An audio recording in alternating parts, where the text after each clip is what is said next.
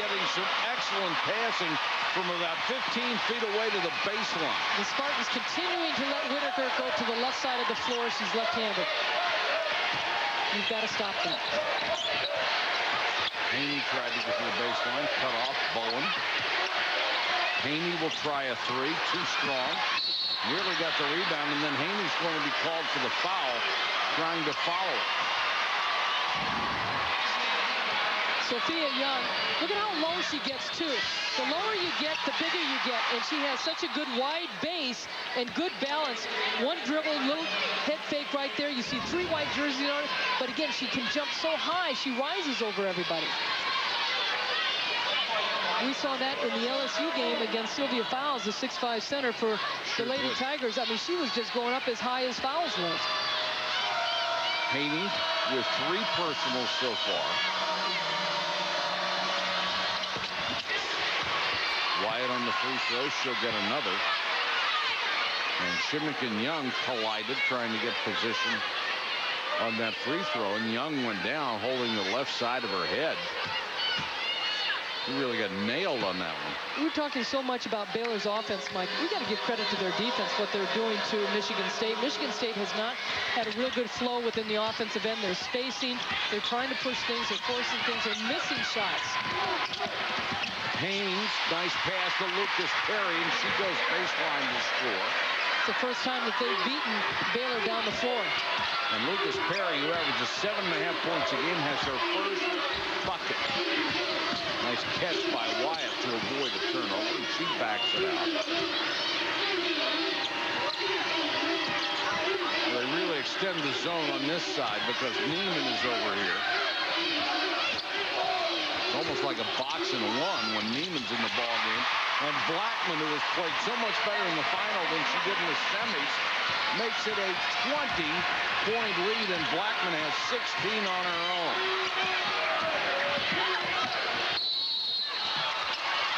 Whistling a foul. Watch Young get nailed on this free throw. Oh, right in the chops. Whoa. With that left arm swinging back. But you know, she's the type of kid who says, don't worry, be happy. She's an island girl. And she brings that joy to this team.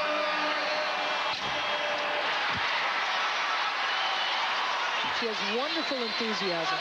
Another free throw missed by Michigan State. They have not been good at the free throw line. You mentioned that neither one of these teams are good free throw shooting teams, but Baylor has been better tonight. Well, I got to say this. I think her enthusiasm was suspended for about 15 seconds after that elbow to the jaw. And Baylor is just destroying Michigan State on the board, 35-17. That will be the difference if they go on to win this game. Nice cut, nice pass. Outstanding ball movement for Baylor. And they can feel it right now. They're up 66-45. Rory calling for the ball, turns around and hits the jump hook. Rory has 8. The team that just never says die, though, and that's the one thing that Kim Mulkey-Robertson has instilled in her team. Don't let up. We've got to keep the killer instinct. The clock has become Baylor's friend, Annie. Every possession, just got to take a little bit of time off the clock. Blackman with a miss.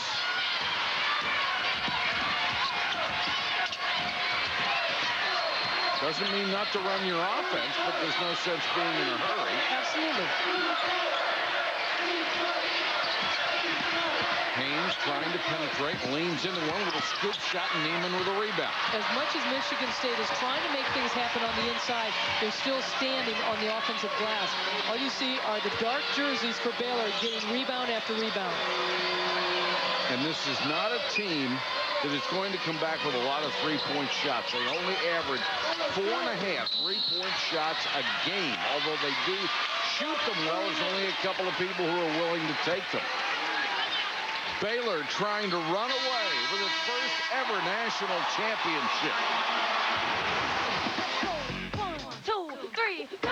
Hearts burn, burning in my soul.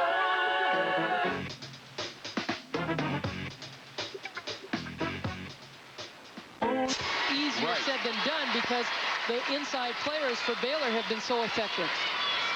Blackman hits a free throw, 77% free throw shooter. And of course, when you're up by 20-some points, the free throws go down a little easier too. The lead now 23. Haney, 40% outside shooter, looking for a screen. And Shimmick, who's only a 30% long-range shooter, but they can't be choosy at this point. And here comes some pressure. Hey, it's a nice move by Joanne P. McCauley. The final margin makes no difference. She wants a shot at winning. But what helps is when you can make shots. Michigan State has not shot the ball well, and that has hurt them as far as trying to get into their defense. Bank shot by Young. Is that sweet? The other thing I think they have to do, and really don't want to, is come out of that zone. Roig looked like she got away with a travel, but turned it over anyway. And now if you're Michigan State, you really can't sit back in that zone and let them take 25 seconds off the clock. No, you're exactly right. And this is where it's going to be very difficult for Michigan State. They've got to put pressure, and you can see Baylor's just really controlling the tempo of the game. Baylor really doesn't have to shoot the ball at this point. And they do with 6 on the shot clock, and here comes Michigan State on the run. Bowen, their best outside shooter, goes all the way in on the left hand, scores and draws a foul. Great drive by Lindsey Bowen. She has 15. Kim Mulkey-Robertson is not happy at all with the kind of scoring offense that the guards have had for Michigan State. Great effort by Lindsey Bowen going to the basket and trying to score quickly with time, but you got to give credit to the defense with Shimmick and Roig. Again, between those two, they only have 12 points and 10 rebounds. Fouls on Wyatt. The free throw good for Bowen. Now here comes a zone trap. 5:04 to go. Young, nice feed to Blackman. The two post players have worked very, very well together tonight. Kim Mulkey-Robertson said we needed to stop dribble penetration. Shimmick, who hit a three earlier, missed that one. They get the ball back outside to Lucas Perry for a three, and that was set up by tremendous hustle from Kristen Haney, who in the semifinals and the finals has thrown her body around with disregard for her own safety. Thursday night, ESPN2 will have coverage of the 58th annual NCAA Hockey Championship, and we'll have both of the Frozen Four semifinals. And for the first time ever, all 4 teams are out of the same conference, the Western Collegiate Hockey Association. Colorado College against Denver at 2, then at 7. Eastern North Dakota against Minnesota. The Frozen Four available in HD on ESPN2 HD.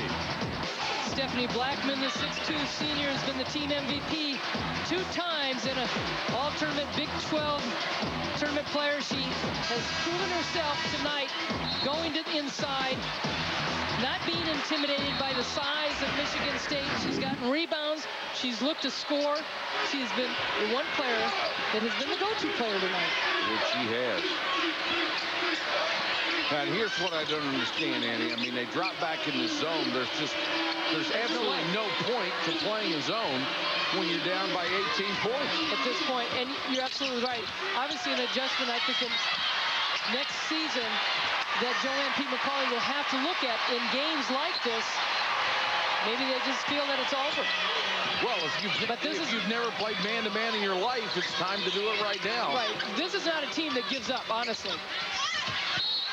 But Young with a miss, tipped out of bounds. It will be Baylor basketball. Sitting in that zone is going to be tough for them. It allows Baylor to wipe out 20, 25 seconds every possession.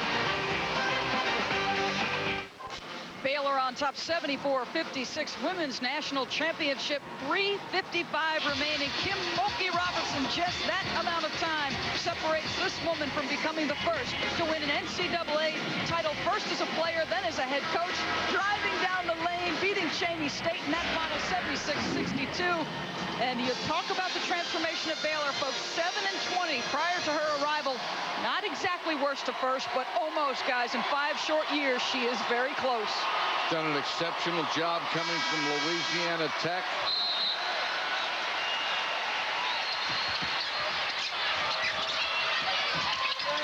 Baylor in control with 3:52 to go. Blackman has 22 points in this ballgame, 14 in the second half. She is the leading scorer. Young with 18, Neiman with 17. Sonia Hogue, who coached Kim Mulkey-Robertson in college and then was the head coach at Baylor, preceded her here.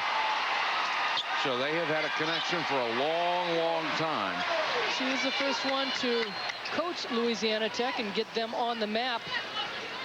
The first championship, Leon Barmore was an assistant and then became a co-coach. But Sonia Hogue was the one that really established themselves and got the players that were there and put Louisiana Tech as a powerhouse in women's basketball. And boy, what a break for Baylor, and what a decision on their part when Louisiana Tech offered Kim Mulkey-Robertson just a 1-year contract instead of what most people would have expected in that situation, after being a loyal assistant for a long time, getting a 5-year deal.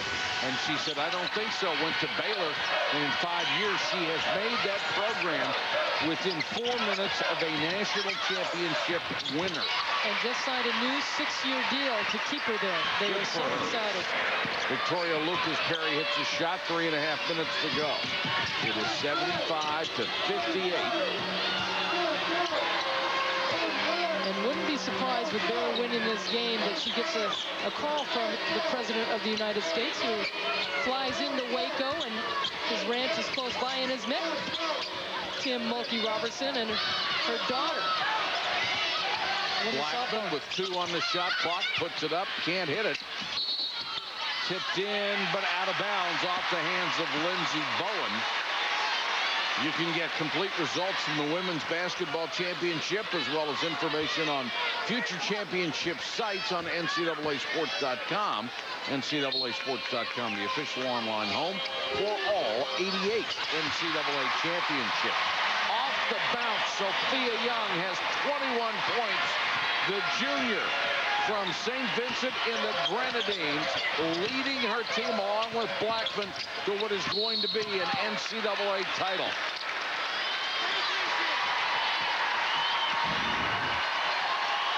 Nice stack right here. Mulkey-Robertson knows the inbounds play is pretty special, and Mom, Annie Christopher, is loving this for her daughter.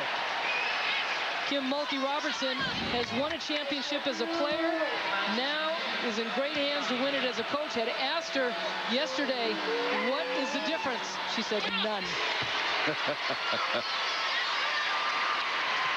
She'll be the first to win a championship as a player and then a head coach in the women's game. Young and Blackman showed you why they have been such a great post combination throughout their careers tonight. They have been exceptional. The lead is at 20. Haney, who just fought her heart out, can't hit that 3. And now it will sink in from Michigan State. The comeback that they so brilliantly had on Sunday night to get here is nowhere to be found tonight.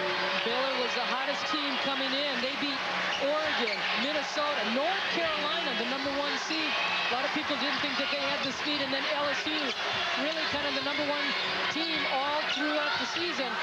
And then Michigan State beat Stanford, who had been the #1 team. So a great matchup coming in, but Baylor set the tone. Right now, Young can't miss. She has 24 as we hit 2 minutes to a national championship.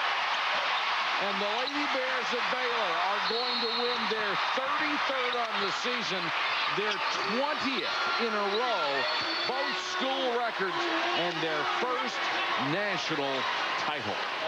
We mentioned that Chelsea Whitaker, the senior, transferred from Virginia. Her father also transferred to North Texas from Southern Illinois when he had been playing behind Walt Frazier. And he gave her the confidence to say, hey, it's okay, you're doing the right thing. And now the Baylor fans, a standing ovation as Wyatt comes out and Blackman comes out. Chanel Fox, number 5, will check in, get a couple of minutes of playing time here in the national championship game. As will Melanie Hammerly, a senior from Orange, Texas. She's number 25. Stephanie Blackman and Melanie Hammerly were 2 of the first recruits for Kim Mulkey-Robertson, and they're going to enjoy a national championship. And these kids that rarely get a chance to play, having an opportunity right now, something that they'll remember for the rest of their lives.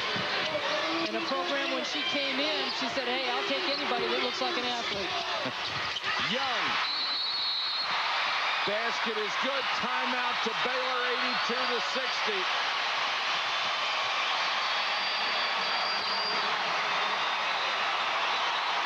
And it's all over with the final margin right now.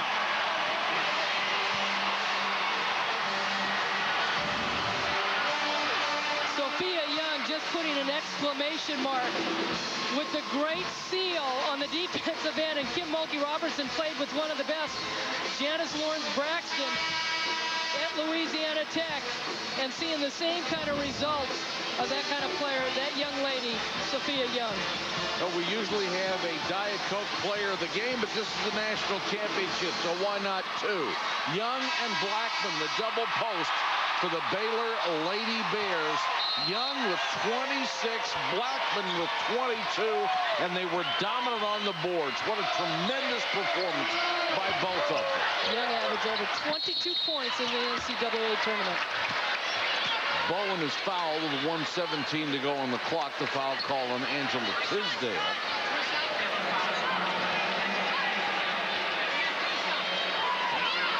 Baylor will have beaten 3 number 1 seeds in this tournament: North Carolina, LSU, and Michigan State. What an accomplishment. It really was, because a lot of people didn't give Baylor credit because of their size. They didn't think they were quick enough, and Kim Mulkey-Robertson said, hey, speed kills. I don't coach that, I recruit that. And her kids are just as quick and just as fast as some of the other teams around the country, and they've proven it in this game. Well, they sure have. And Neiman was tremendous in the first half. She was the one who gave them the lead with that tremendous outside shooting. And Wabara comes out.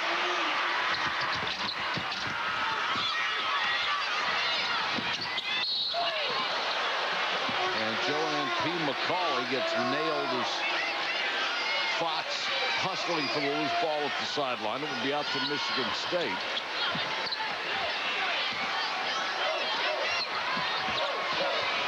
You had asked at the beginning of this game, do you think this is a one-drop wonder as far as Michigan State and some of these other teams? Absolutely not.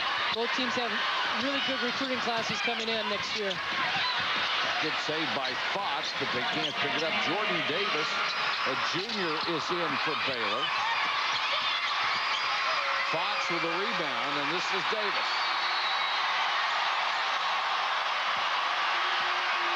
And all the Lady Bears fans are on their feet. And Baylor asked for a timeout at the 44-1 mark.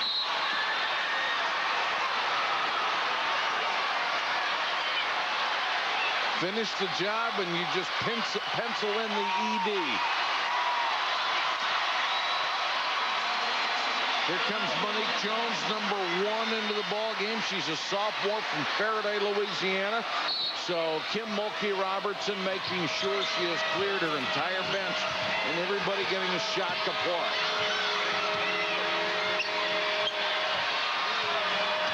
Really kind of shell shock coming into this game. I think Michigan State really felt that a lot of people felt that they would do a better job defensively, but I can't tell you how impressive Baylor was in picking apart that matchup zone, getting inside the lane off dribble drives. And Neiman, the huge difference in this game as far as knocking down those threes, making the zone, having to spread out to open up the dribble drives, and also be posts involved. We talked about the biggest comebacks. This is the second largest blowout we've had in the championship game so far. Right now it's a 21-point margin. Michigan State was down 19, cut it to 12. Great timeout by Baylor. They came out and scored 3 baskets.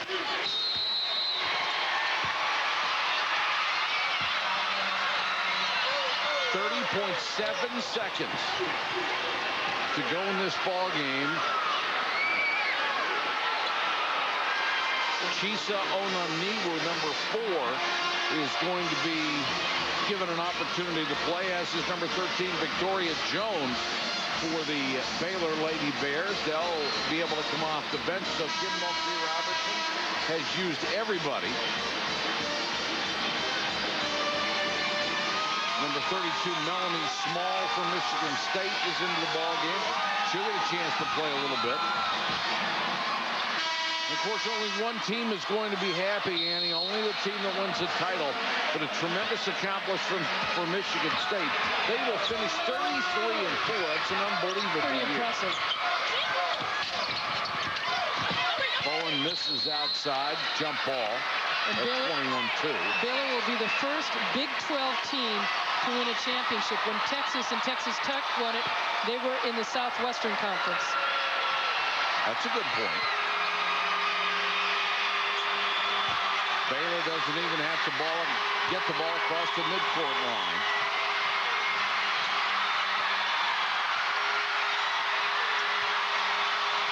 They're coming to their feet in Indianapolis.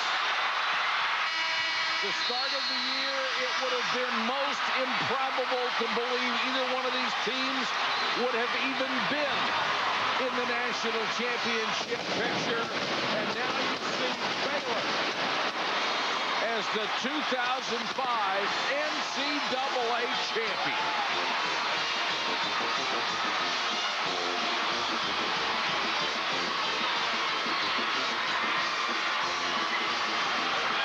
Annie, that's quite a finish for the Lady Bears.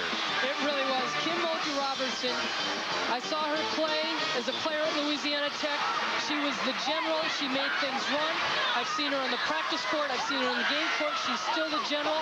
But what she got out of her kids today, what she demanded, they came through for her.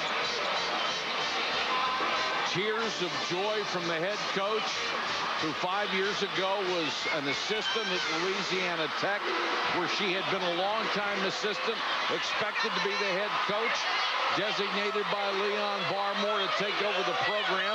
For one reason or another, they offered her a one-year deal when she expected 5. Instead, she comes to Baylor, and the Lady Bear program, the beneficiary. After 5 years, they have gone from absolutely nothing to a national championship team. Now let's go to Mark Jones. Mark?